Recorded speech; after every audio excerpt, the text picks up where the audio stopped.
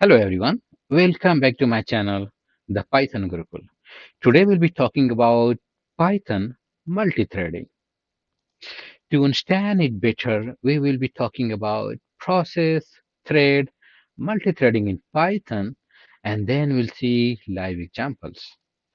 So let's start with process. I'll start with if you are using the Windows machine, go to the Task Explorer and take a look at the process, and you will see that what all the things are running. And wherever they are running, you will see the name. And the most important part is the second column where we are indicating how much CPU it is using.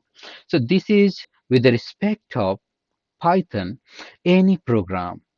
The program which is running will be called process.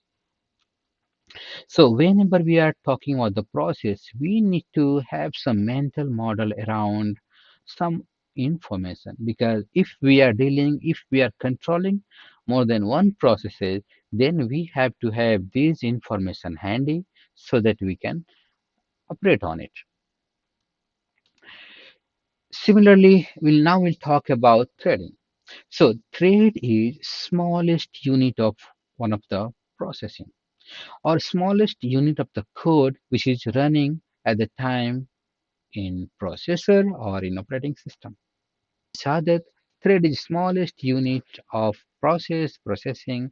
We can have more than one threads whenever we are talking about application, program, or process.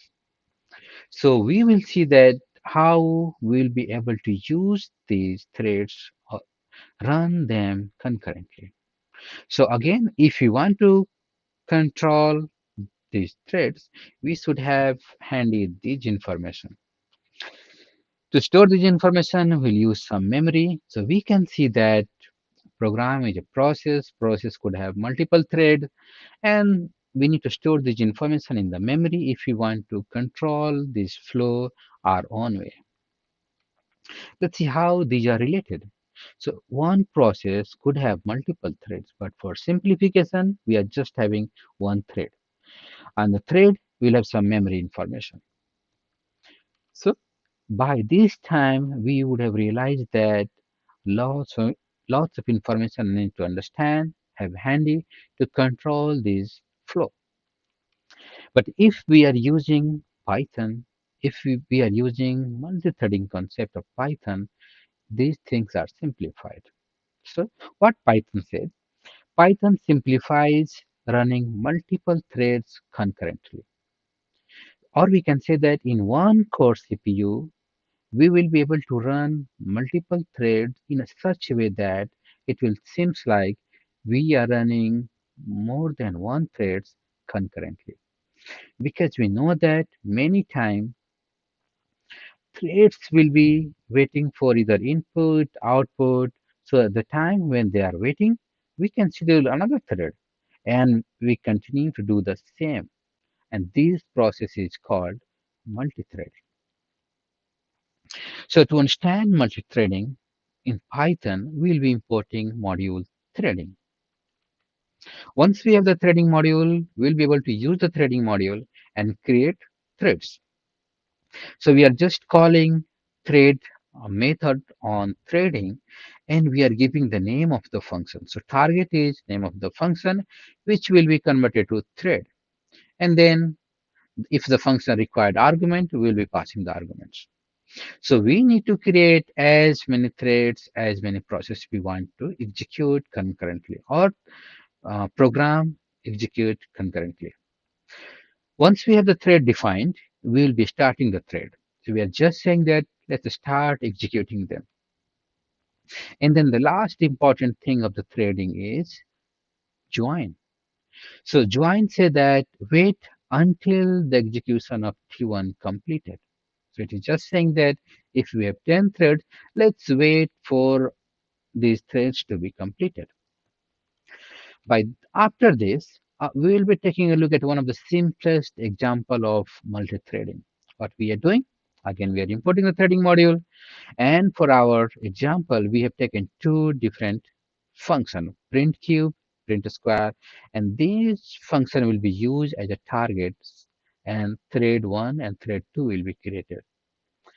We'll start the thread and we'll say the join. We are just saying that wait until the thread is completed. And that's what we are done with the multi-threading. So now we will take a look at one of the live example. In this example, again, I have used the same example, the one we saw in slide, and have added one time module. And why we have to use the time module? Because this function will run so fast, we'll be not able to differentiate between multi-threading and the general.